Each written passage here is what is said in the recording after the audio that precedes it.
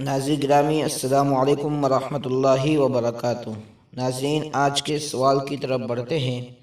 سوال نمبر 1، حضور صلی اللہ علیہ وسلم کی تشریف آوری کی بشارت کس نبی نے دی تھی جو قرآن پاک میں بھی مذکور ہے؟ جواب، حضرت عیسیٰ علیہ السلام نے بشارت دی تھی، چنانچہ قرآن پاک میں ہے اذ قال عیسیٰ ابن مریم یا بنی اسرائیل انی رسول اللہ الیکم مصدقا لما بین یدی من التوراۃ ومبشرا برسول یأتی من بعد اسمہ احمد فلما جاءہم بالبینات قالوا هذا سحر مبین۔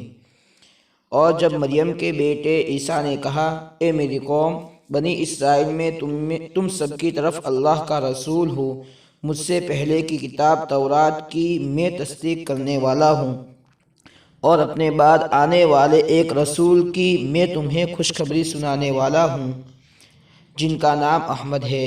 پھر جب وہ ان کے پاس کھلی دلیلیں لائیں تو وہ کہنے لگے یہ تو کھلا جادو ہے۔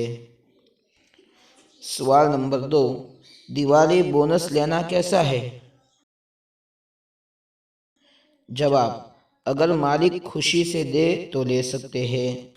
اگر ہمارا ویڈیو پسند آیا ہو تو لائک کیجئے، شیئر کیجئے، اور مزید ویڈیوز کے لیے اور اسلامک سوالات اور پہیلیوں کے لیے چینل کو سبسکرائب کر کے بیل آئیکن پریس کر دیجئے۔